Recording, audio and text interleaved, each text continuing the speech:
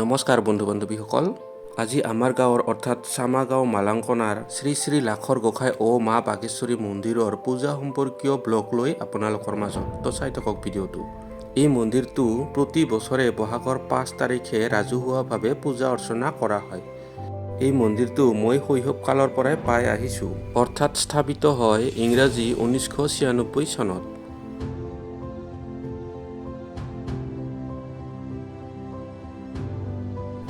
এতিয়া আকৌ সমূহীয়া চাফাই অভিযান কৰি বৃক্ষৰোপণ কাৰ্যসূচী হাতত লোৱা হয়। এই ৰোপকজন আছিল মোৰ LP স্কুলৰ ছাৰ। বৃক্ষৰোপক কেইজনৰ ভিতৰত ময়ো এজন বৃক্ষৰোপক আছিলোঁ। গছ গছনিৰ প্ৰয়োজনীয়তা আমি সকলোৱে জানো, সেয়েহে যিকোনো অনুষ্ঠানত বৃক্ষৰোপণ কাৰ্যসূচী হাতত লোৱাটো উচিত বুলি মই ভাবোঁ। অকল অনুষ্ঠানত বুলি নহয়, ঘৰতো গছ গছনি ৰুব লাগে। অকল ৰুলেই নহ'ব, ৰক্ষণাবেক্ষণো দিব লাগিব।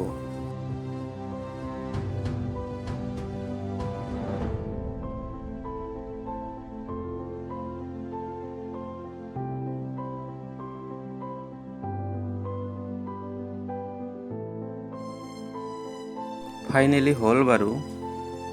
ইয়াৰ পিছৰ কাৰ্যসূচী থাপনাত গোঁসাই স্থাপন।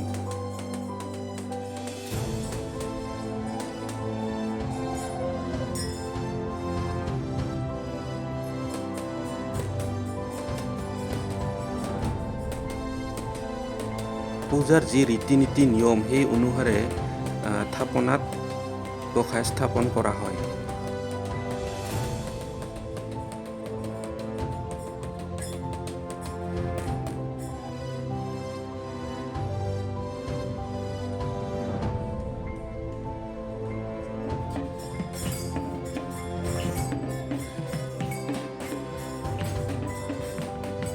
এতিয়া আকৌ নাম কীৰ্তন চলি আছে।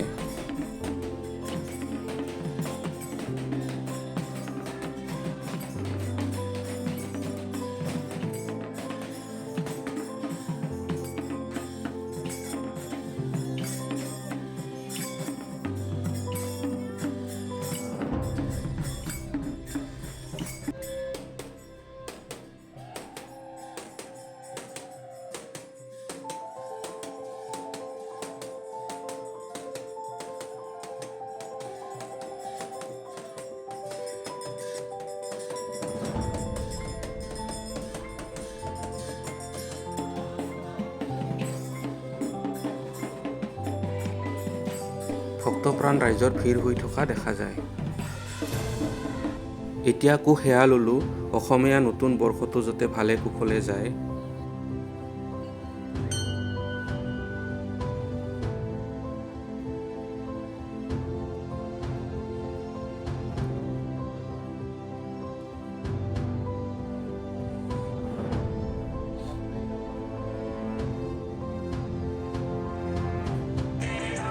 চাৰিওপিনে ভক্তপ্ৰাণ ৰাইজৰ ভিৰ, লগতে বহুতো দোকান আহিছে।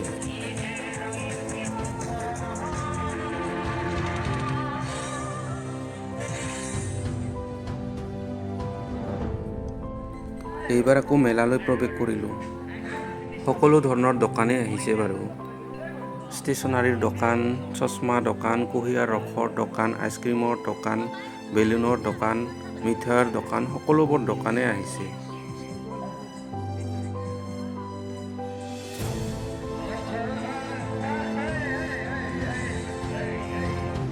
ইপিনে আকৌ মহিপাৰাৰ ঢুলীয়া পাৰ্টি অৰ্থাৎ লংকে বাইৰ নাটক চলি আছে।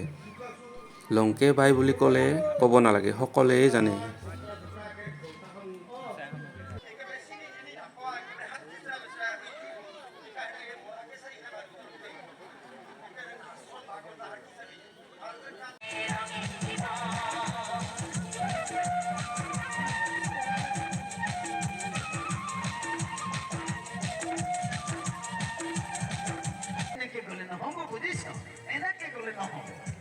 বন্ধু বান্ধৱীসকল, আজিৰ ব্লগটো এইখিনিতে সামৰণি কৰিবলৈ ওলাইছোঁ।